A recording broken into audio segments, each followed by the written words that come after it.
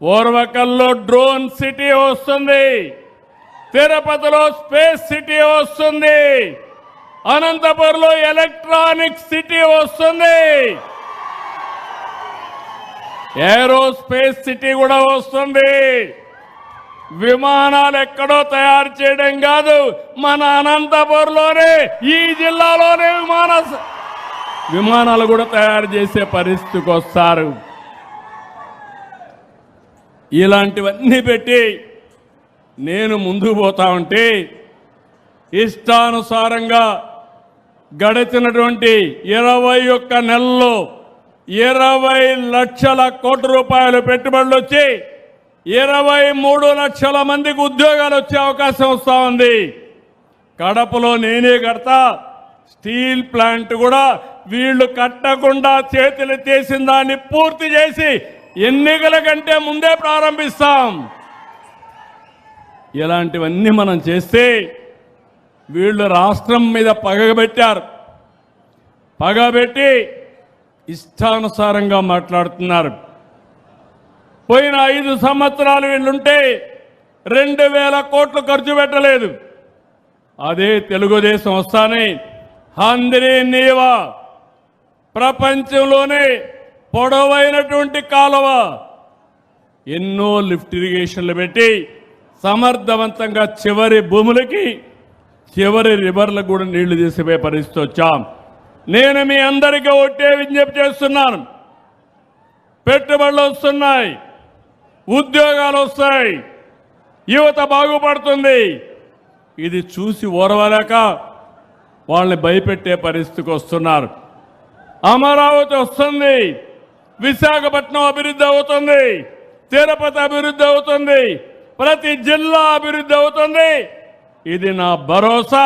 ప్రతి గ్రామాన్ని ఆదర్శ గ్రామంగా తయారు చేస్తాం. తాడిపత్రి కూడా అభివృద్ధి అవుతుంది. అదే మాదిరిగా నేను ఒకటే మిమ్మల్ని కోరుతున్నా,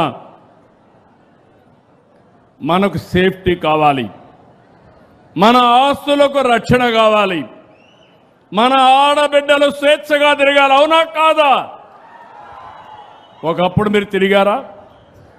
1924 బయట వచ్చారా? మీరు వచ్చారా అని మిమ్మల్ని అడుగుతున్నా.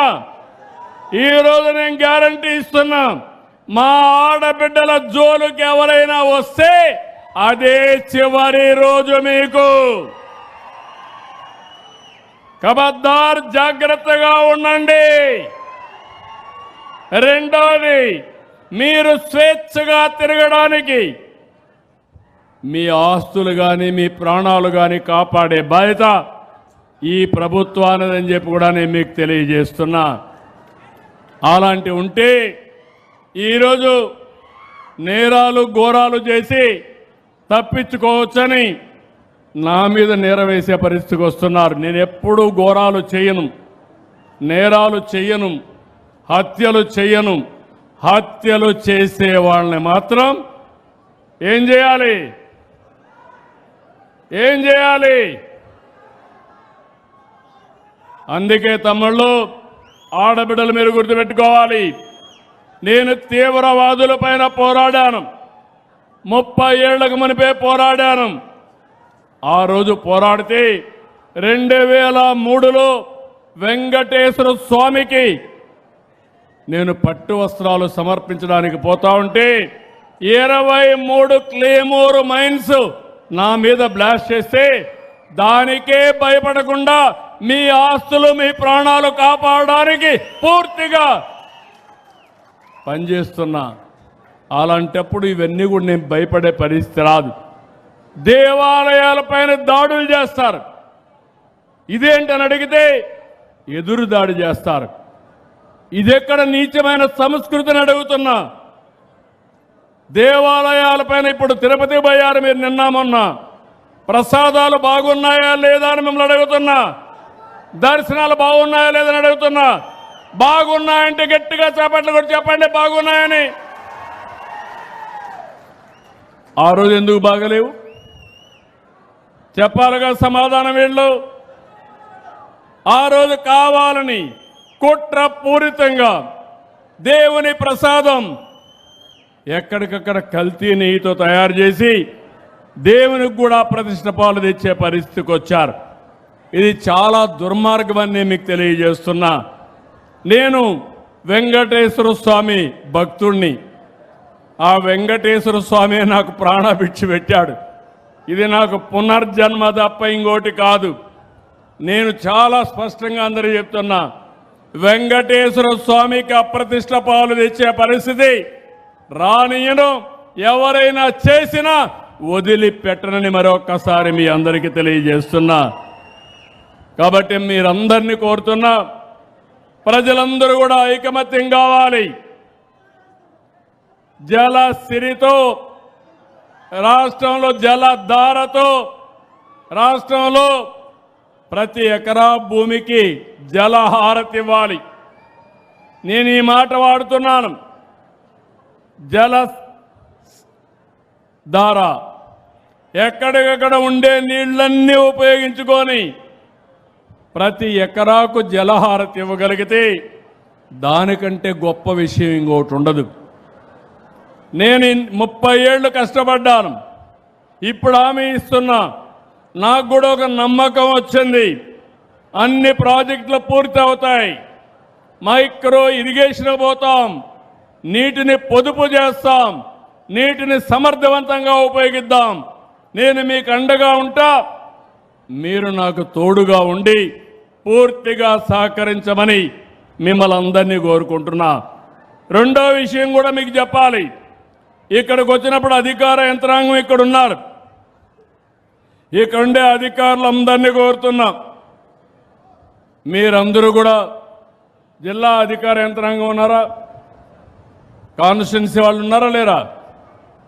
ఉన్నారా? ఉంటే మీరు కలెక్టర్ కోరుతున్నా, ఇక్కడ ఉండే వాళ్ళందరినీ కోరుతున్నా. ఈరోజు నేను అన్నీ కూడా చూశాను. మొత్తం జిల్లా అంతా కూడా నేను మీకు ఇచ్చే సేవలన్నీ, పెన్షన్ ఇచ్చిన, రేషన్ ఇచ్చిన, ఆర్టీసీ డిపోలు మీరు అక్కడికి పోయినా, బస్సుల్లో ప్రయాణం చేసిన, అవి ఏ విధంగా ఉన్నాయో నేను ప్రజాభిప్రాయం తీసుకుంటున్నా. టెక్నాలజీ కూడా ఆడిట్ చేస్తున్నా. ఏ టైంలో సేవలు అందించారు, అదే మరి ఎవరన్నా వచ్చి రిజిస్ట్రేషన్కి వస్తే టోకన్ సుజావుగా ఇచ్చారా, టోకన్ ఇచ్చిన తర్వాత డబ్బులు తీసుకోకుండా రిజిస్ట్రేషన్ చేశారా, పెన్షన్ ఇచ్చినప్పుడు గౌరవంగా మీతో మాట్లాడారా? ఈరోజు నేను కానీ, ఎమ్మెల్యేలు కానీ, మంత్రులు కానీ, అధికార యంత్రాంగం కానీ ప్రజలకు సేవ చేసే కార్యక్రమంలో ఉన్నాం తప్ప మేం పెత్తందారులం కాదని మరొకసారి మీ అందరికీ విజ్ఞప్తి చేస్తున్నా. అందుకే ఇవన్నీ కంట్రోల్ చేయాలంటే టెక్నాలజీ ఒకటే మార్గం. నేను ఈరోజు చేసింది కాదు, 30 ఏళ్ల నుంచి కష్టపడుతున్నా ఈ టెక్నాలజీ అనుసంధానం చేయాలని. ఈసారి ఇంకొక లెవెల్కి తీసుకెళ్ళాం. ఆర్టీజీఎస్ అని పెట్టాం, రియల్ టైమ్ గవర్నెన్స్. మన మిత్ర వాట్సాప్ గవర్నెన్స్ తీసుకొచ్చాం. ప్రతి సేవలు మీ అందరికి ఇచ్చింది ఆన్లైన్లో ఇస్తున్నాం. దాని మీద నేను ఎప్పటికప్పుడు ప్రజాభిప్రాయ సేకరణ చేస్తున్నాను.